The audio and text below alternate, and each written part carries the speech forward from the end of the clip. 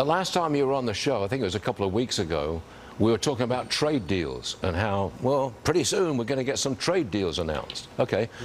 No trade deals have been announced as far as I know, apart from with the Brits.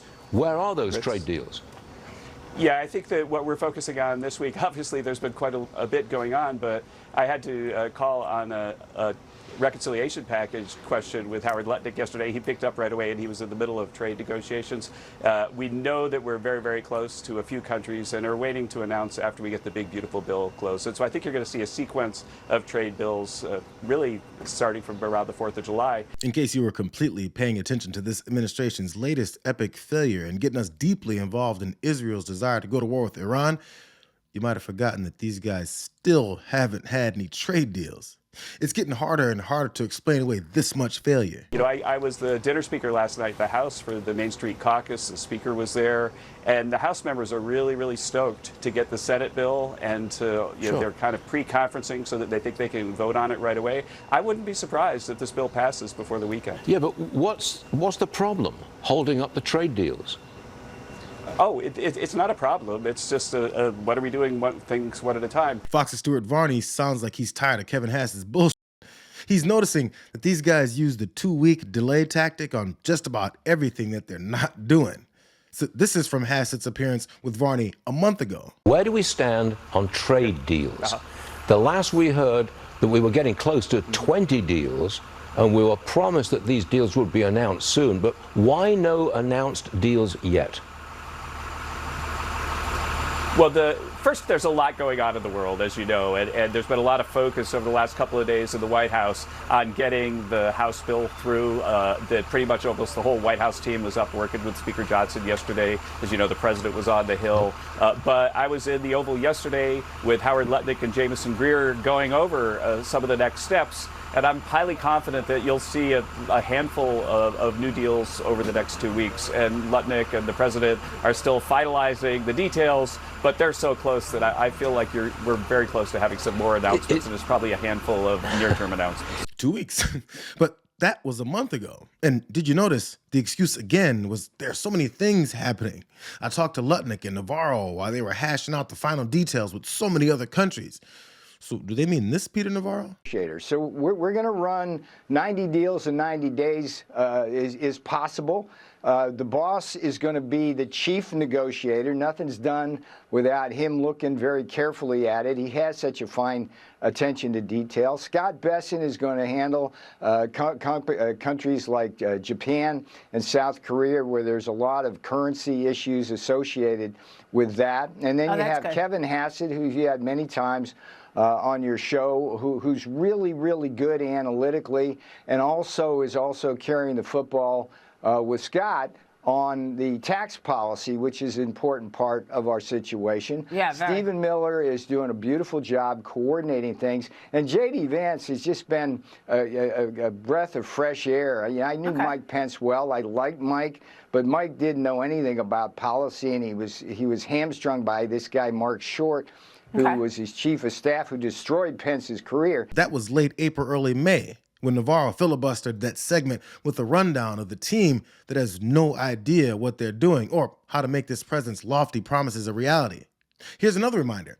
The only deals they've announced were recalibrations of tariff levels with China, multiple delays when deadlines were breathing down their necks, and a completely empty one with the UK. This morning, I'm thrilled to announce that we have reached a breakthrough trade deal with the United Kingdom.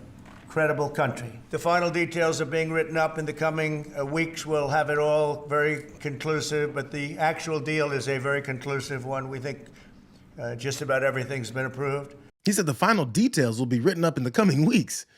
Well, those 2 weeks quickly turned into a month and a half, and we still haven't seen those details take shape. It was an empty announcement where the UK representative made the flight all the way over here for entertainment purposes. Watch. When I talked to administration officials and allies of the president, they seem somewhat desperate to get a trade deal on the table to show that the economy was moving forward. Sources telling Phil Mattingly that it's limited in scope and heavy on future commitments. And in fact, Trump's own Secretary of Agriculture seemed to say the same. Take a listen to what she said about the deal. Again, more details coming. It is an agreement in concept. There's a lot of details to be worked out. It is a concept. We've heard that before. But again, a lot of this is all about the messaging. In the world of Trump's extreme incompetence, messaging means making it look like they did something. But when the questions were asked, this con man in the White House couldn't bullshit well enough to make the messaging seem real. Why Britain and why now? And you've described this deal as a full and comprehensive deal, and yet we've just heard from Mr. Mandelson it's the end of the beginning. Clearly, there's much more work still to do. Yeah. With respect, are you overstating the reach and significance of this deal because you're a president who needs a result at a difficult time? I think that it's a great deal for both parties. It's for us. We're opened up. I didn't know how closed it was. Quite closed, the market, as you know, the UK, and it opens up a tremendous market for us, and it works out very well, and a lot of assets. You see the chart, and those are tremendous assets.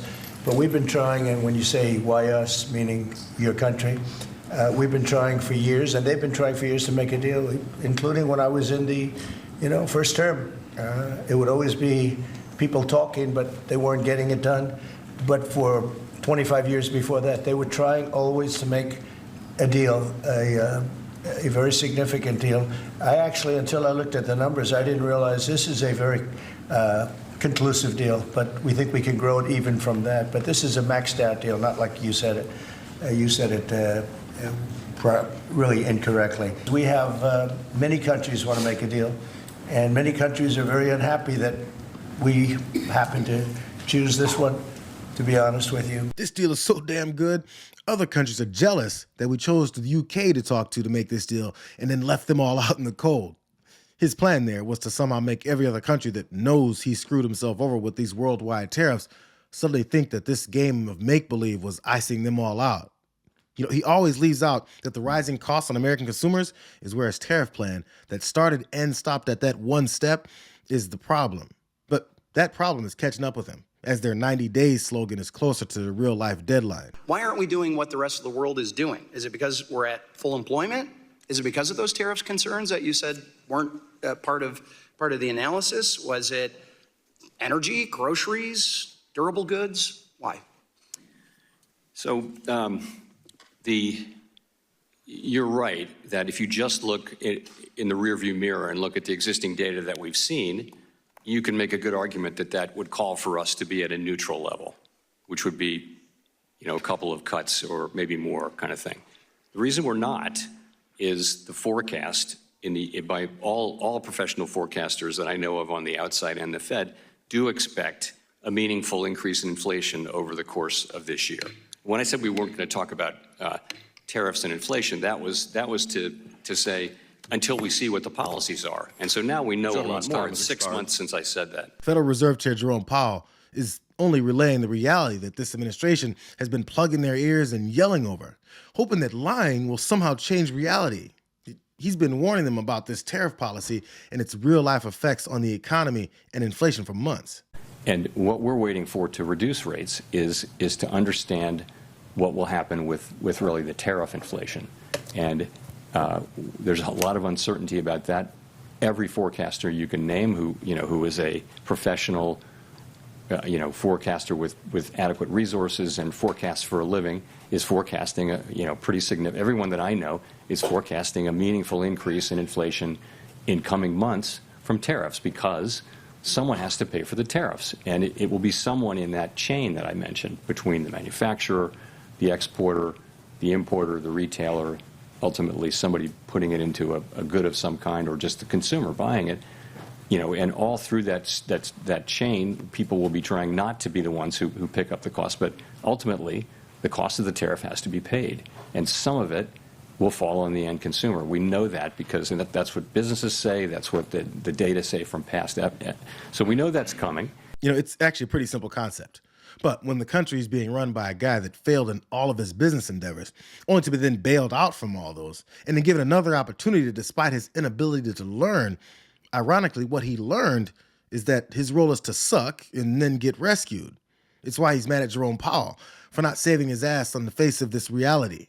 This damsel in distress was so mad he was up late, making sure his lemmings in Congress know that he wants them to go all after Jerome Powell in today's testimony. So listen to this toddler cry. Too late, Jerome Powell of the Fed will be in Congress today in order to explain, among other things, why he's refusing to lower the rate.